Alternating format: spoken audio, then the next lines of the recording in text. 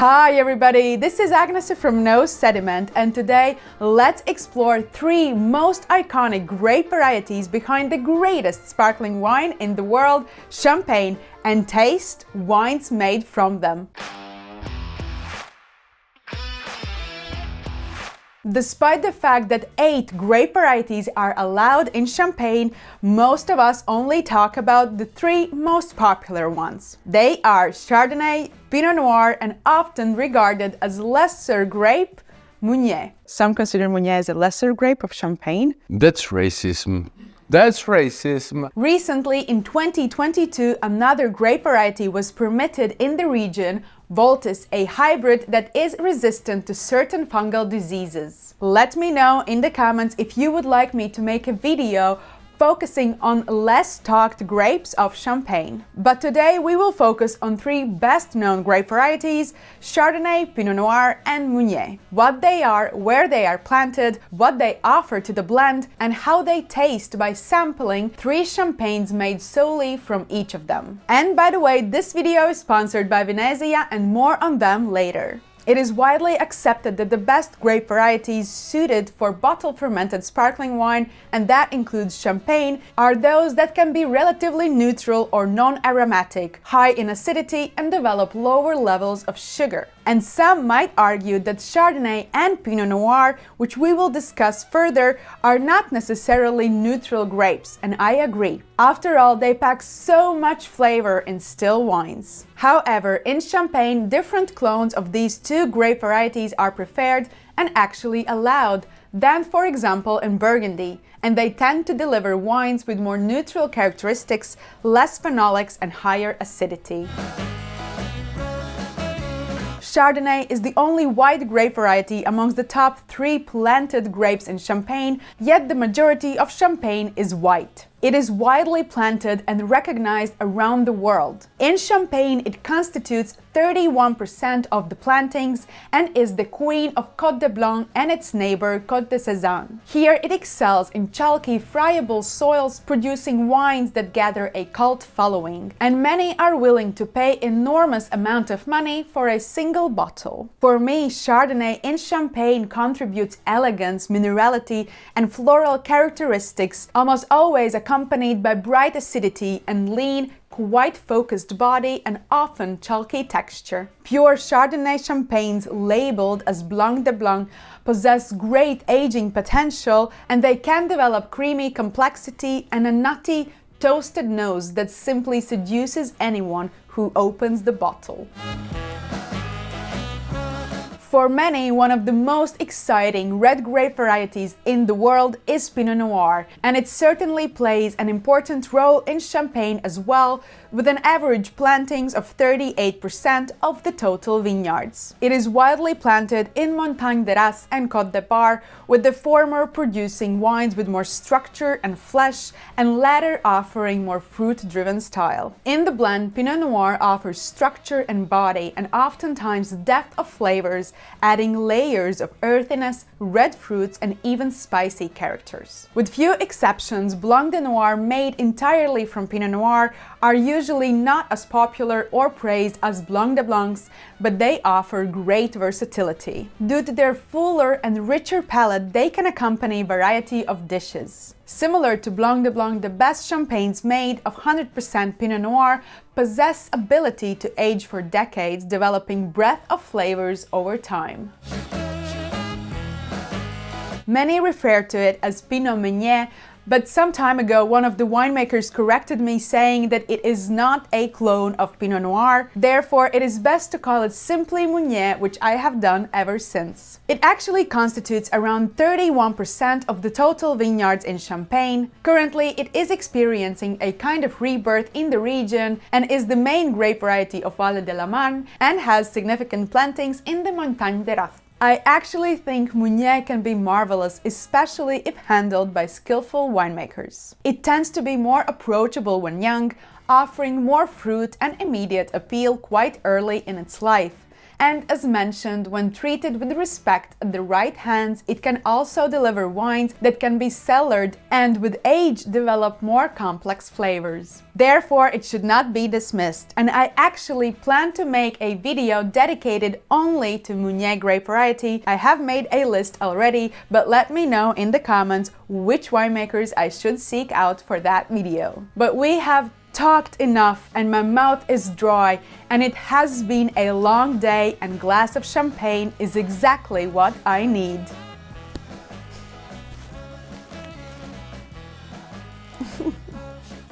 Hey wine enthusiasts, it's Agnes here. I want to share with you the concept of a digital cellar. Imagine blending your wine passion with alternative investing by keeping some of your bottles in an optimized warehouse. That's what Vinesia offers. It allows your wine to grow in value safely while continuously monitored on the blockchain. With Vinesia, only top-tier wines are sourced directly from renowned wineries, becoming more than a collection. While you enjoy some of your fine wines at home, they ensure optimum conditions for the rest of your collection. Vinesia transforms your wine into a digital asset, ensuring security, transparency, and real-time tracking of your asset's storage conditions, supporting you in a sustainable collection approach to your NFTs. Revolutionary, right? So, if you're keen to make your wine passion fruitful, hop over to Vinesia.com to turn your love for wine into your next smart investment.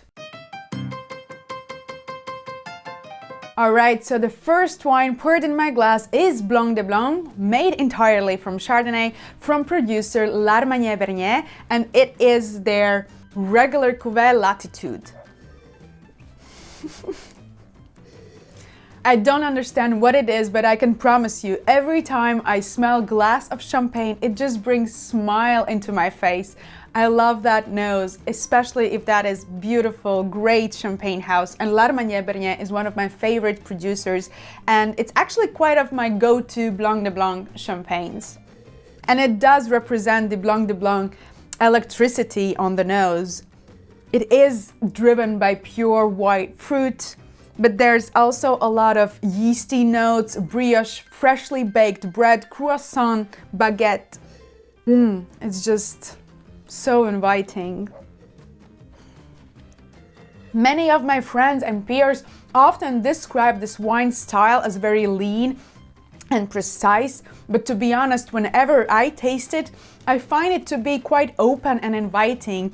It is towards the drier style, but the fruit is very ripe. So almost always I feel quite opulent fruit on the palate, but it holds together and still has that nerviness, that bright acidity, that lively structure you just want to retaste again. It's just not simply baked bread, but that kind of crispy crust that has slight caramelization, you know, slightly brown, like that toastiness that I mentioned. And this is only their entry level. I have tasted other Chardonnay-based and pure Chardonnay champagnes, and they might show more linear, more brisk, more mouth-watering acidity, but this, I think, is a bit rounded. But before we move to wine number 2, even though I know what these wines are, and even though I have selected specific bottles that I know I will love and I know will not disappoint me, I will still give them some points, and I would rate this wine highly, 95, 96 for sure. It has never disappointed me ever, so it is my go-to Blanc de Blanc, as I mentioned. So wine number 2. This comes from Dosnon.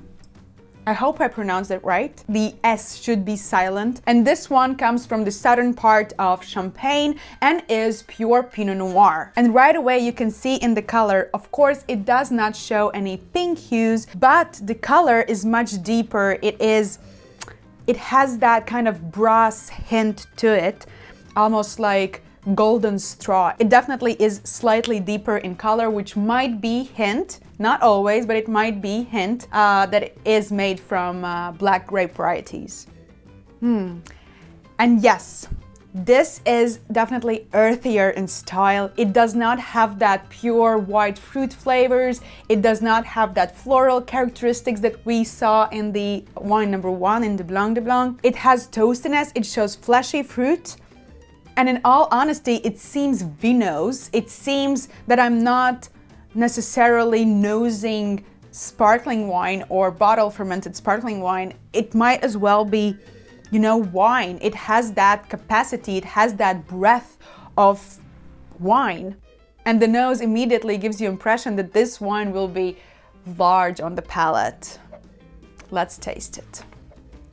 What a nice exercise. I mean, the wine number 1, it seemed very vertical, linear. And wine number 2, which is pure Pinot Noir, it seems horizontal. If that makes any sense to you, I hope it does, at least for me when I'm tasting it, it does. I feel my saliva coming back a lot, so technically I would say the acidity seems higher, but on the palate, it is so balanced and lively, so you would not necessarily say it is. It has that structure and backbone, definitely more masculine in style than the first one. And the one thing that I really enjoyed about this wine, it has quite pearly mousse. It's playful, but it's not aggressive in any way, and that's just beautiful. I will give this wine 94 points, and I think for that price, it just delivers amazing quality. The last wine is Pure Meunier from the producer, which I was happy enough to visit and do an interview. So if you are interested in that specific winemaker, please make sure to go and watch my longer video, the podcast interview with him, Alexandre Chartogne. And he is, like his wines, absolutely charming. And I already know that I will love this wine because when I started to put together the idea of this video, I knew one wine that I will have, and that's Le Bar from Alexandre Chartogne, which is 100% Meunier, and I will just use any opportunity to have this wine in my glass at my home. So let's taste it. It shows a lot of citric notes like preserved lemon, lime, you know, lemon peel even. So just as we discussed before, it does show more fruit flavors than maybe other grape varieties of Champagne. But it also delivers that earthiness that we mentioned when we talked about Pinot Noir, and some toastiness as well. It is definitely big and opulent style. It is so complex and it has that depth of flavors. Amazing. Let's taste it. This is definitely a vinous wine, and if you feel like, you can even pour it in a larger glass because it has a lot to offer. Beautiful, bright, crisp acidity, and yet it is wrapped with that kind of fleshy and lovely structure and body, so it does not feel austere or lean in any way. It does have, you know, weight, but the acidity just brings it all together and creates this beautiful harmony on the palate. Absolutely tiniest, smallest bubbles that are just playful and adds slight structure rather than simply creating foamy mousse in your palate. I love that wine and I will give it 98 points, and I'm not ashamed. It is amazing wine. If you have possibility to source this wine, do it. And by the way, if you have noticed, I tasted only the small producers of Champagne. So in this specific case, I was not focusing on the larger, bigger brands and names that we all know. And I think it is super amazing and exciting that these smaller producers can offer the same quality, if not sometimes better, than the large brands. The only issue is that they are harder to source. But I mean, we all love wine and it is always nice to go that extra mile. Cheers, you guys! If, however, you like bigger names, I also made a video where I compared Cristal and Dom Perignon. Make sure to watch that next.